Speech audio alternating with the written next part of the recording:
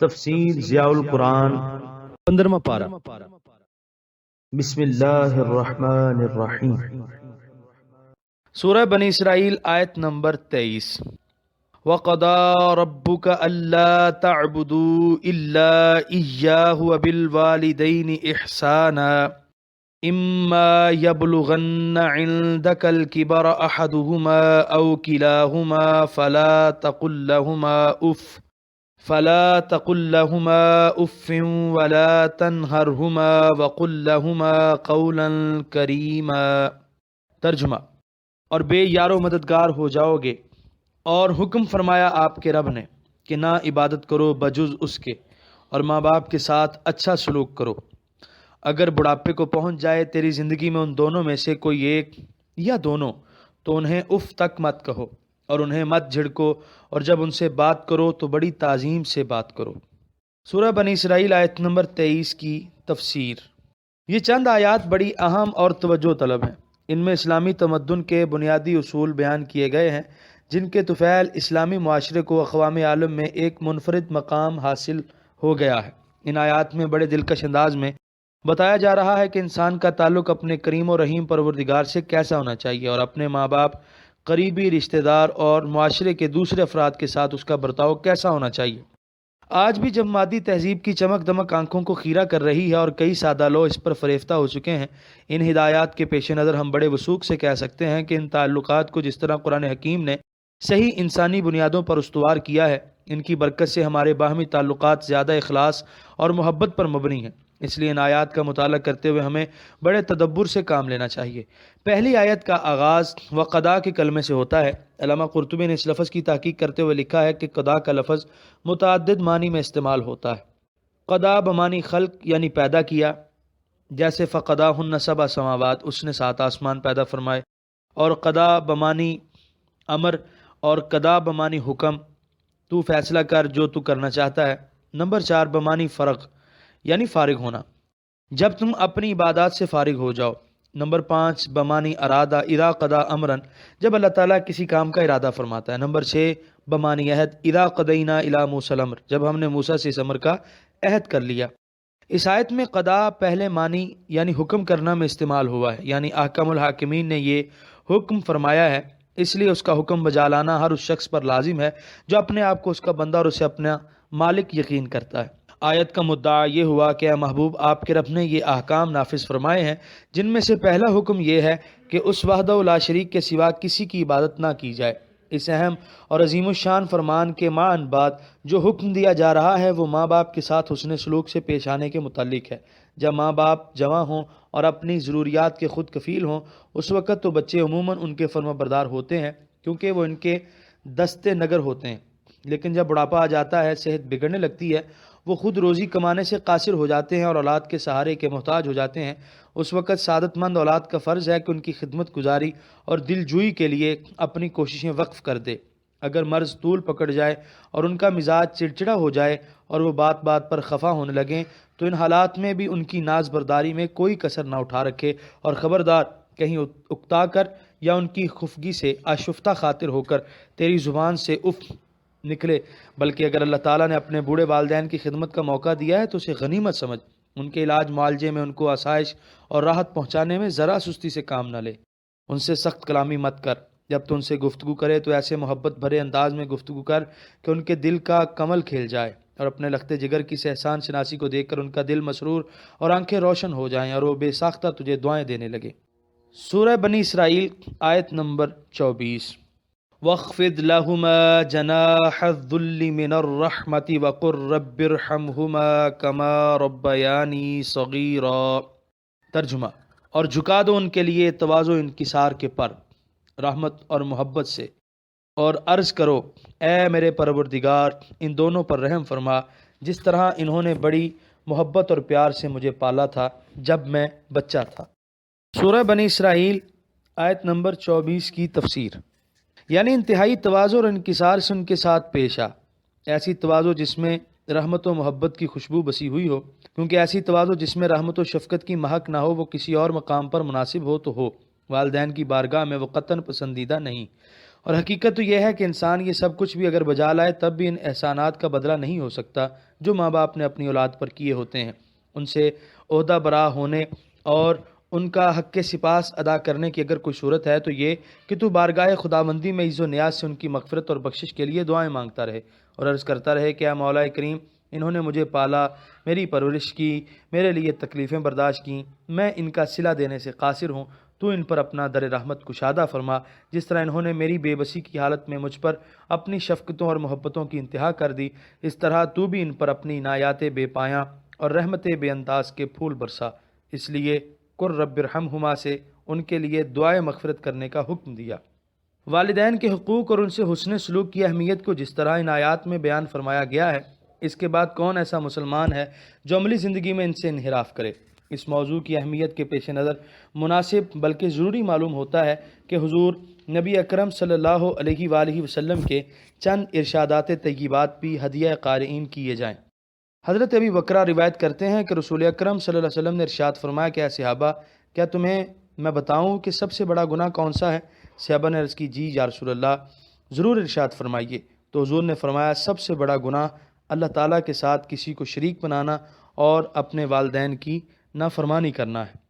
حضرت عبداللہ بن عمر سے مروی ہے کہ حضور نبی کریم صلی اللہ علیہ وسلم نے ارشاد فرمایا کہ سب سے بڑا گناہ یہ ہے کہ انسان اپنے ماں باپ پر لعنت بھیجے۔ عرض کی گئی یہ کیسے ہو سکتا ہے؟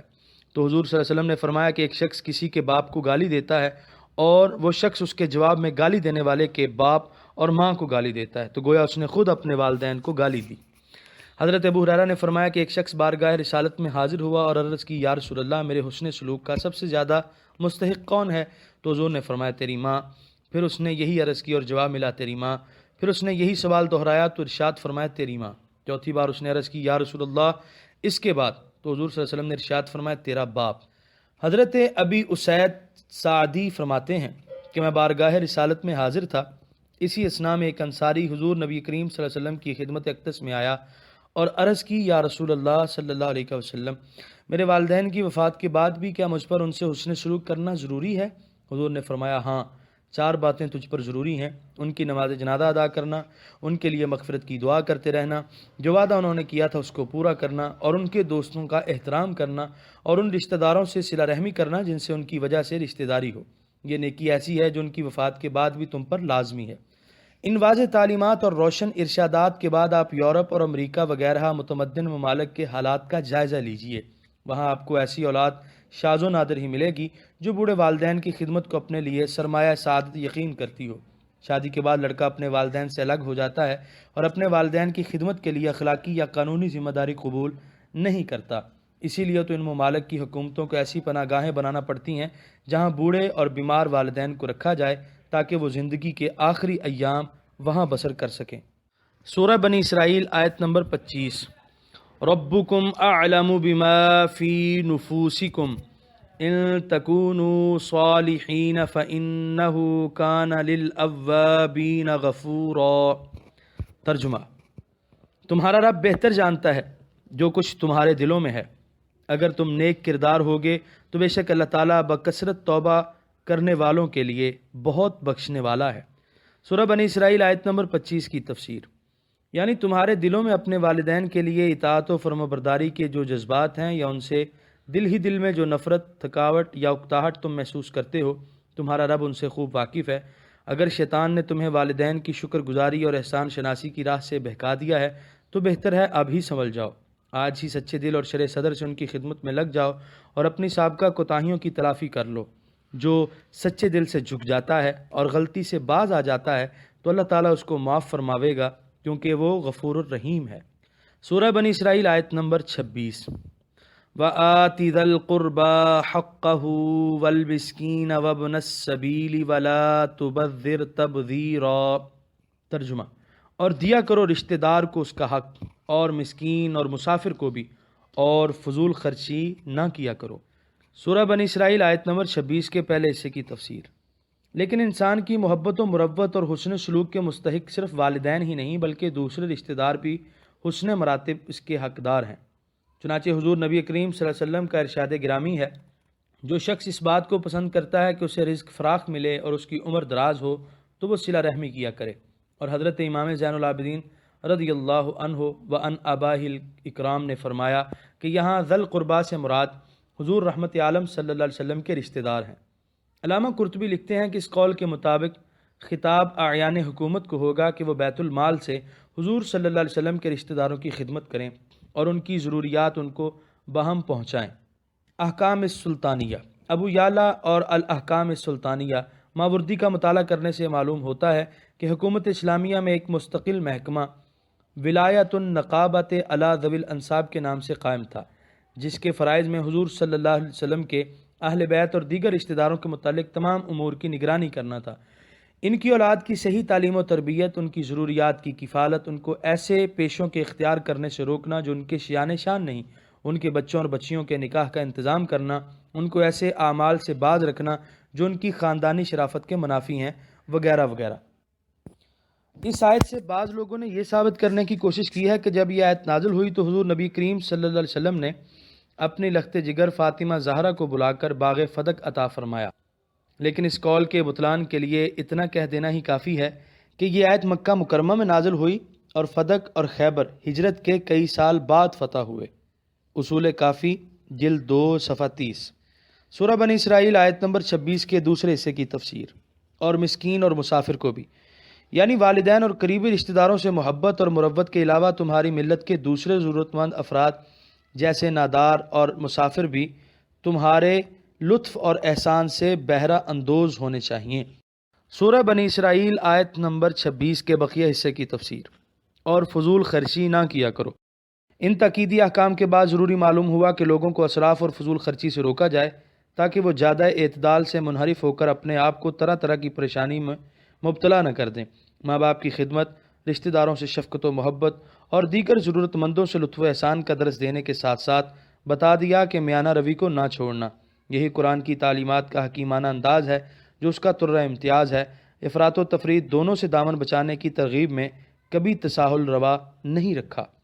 سورہ بنی اسرائیل آیت نمبر 27۔ ان المبذرین کانوا اخوان الشیاطین وکان الشیطان لربہ کفورا۔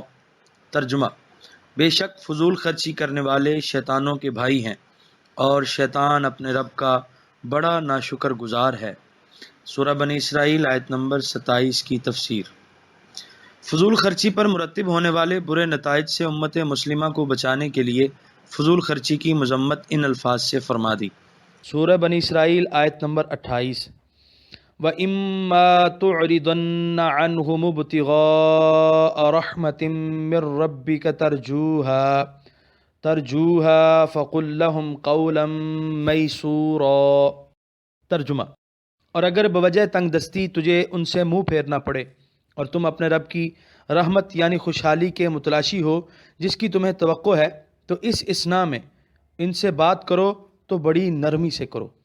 سورہ بنی اسرائیل آیت نمبر 28 کی تفسیر۔ اگر انسان استطاعت کے باوجود اپنے والدین اور قریبی رشتہ داروں کی خدمت گزاری میں کوتاہی کرے تو یہ ہرگز قابل برداشت نہیں، لیکن ایسا بھی تو ہو سکتا ہے کہ اولاد خود افلاس و تنگ دستی میں گرفتار ہو، وہ خود نانے شبینہ کی محتاج ہو، اس مجبوری کے عالم میں وہ اپنے والدین کی خدمت کیوں کرے گی؟ ایسے آدمی کو فرمایا کہ محبت بھرے نرم لہجے میں باتیں کرنے پر تو کوئی لاگت نہیں آتی، تو اگر اور کچھ نہیں کر سکتا تو اپنی میٹھی میٹھی باتوں سے تو ان کا دل لبھاتا رہ، اور دل میں یہ عزم رکھ کہ جب مولا کریم نے مجھ پر رزق کا دروازہ کشادہ کیا تو میں اپنے والدین کی خدمت بجا لانے میں کوئی دقیقہ فروگزاشت نہیں کروں گا۔ سورہ بنی اسرائیل آیت نمبر 29۔ وَلَا تَجْعَلْ يَدَكَ مَغْلُولَةً إِلَىٰ عُنُقِكَ وَلَا تَبْسُطْهَا كُلَّ الْبَسْطِ فَتَقْعُدَ مَلُومًا مَحْسُورًا۔ ترجمہ: اور نہ بنا لو اپنے ہاتھ کو بندھا ہوا اپنی گردن کے ارد گرد، اور نہ ہی اسے بالکل کشادہ کر دو، ورنہ تم بیٹھ جاؤ گے ملامت کیے ہوئے درماندہ۔ سورہ بنی اسرائیل آیت نمبر 29 کی تفسیر۔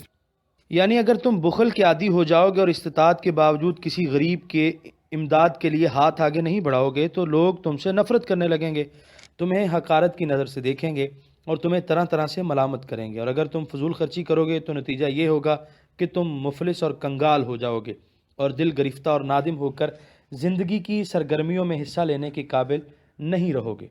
سورہ بنی اسرائیل آیت نمبر 30۔ ان ربک یبسط الرزق لمن یشاء ویقدر انہ کان بعبادہ خبیرا بصیرا۔ ترجمہ: بے شک آپ کا رب کشادہ کرتا ہے روزی جس کے لیے چاہتا ہے اور تنگ کرتا ہے جس کے لیے چاہتا ہے، یقیناً وہ اپنے بندوں کے حالات سے خوب آگاہ ہے اور انہیں دیکھنے والا ہے۔ سورہ بنی اسرائیل آیت نمبر 30 کی تفسیر۔ تم دیکھتے ہو کہیں دولت کی فراوانی ہے اور کہیں فقر و افلاس نے اپنے پنجے گاڑ رکھے ہیں۔ یہ قبض و بسط اللہ تعالیٰ کی حکمت کی جلوہ گری ہے، وہ اپنے بندوں کے نفع و ضرر کو خوب جانتا ہے، اس لیے حرام ذرائع سے روپیہ کما کر امیر بننے کی کوشش نہ کرو، مبادا یہ ثروت تمہیں دین و دنیا میں رسوا کر دے۔ رزق کمانے کے حلال اور جائز ذرائع کو بے شک انتہائی عقلمندی اور سلیقہ شعاری سے استعمال کرو، اور اگر تمہاری سنجیدہ کوشش کے باوجود تمہاری مالی پریشانی دور نہ ہو تو پھر صبر کا دامن مضبوطی سے تھام لو اور رحمت خداوندی پر توکل کرو، وہ اپنے بندوں کے نفع و مصلحت کو خوب جانتا ہے، اس کا کوئی کام حکمت سے خالی نہیں ہوتا۔ یہاں پر 15ویں پارے کا 3واں رکوع مکمل ہوا۔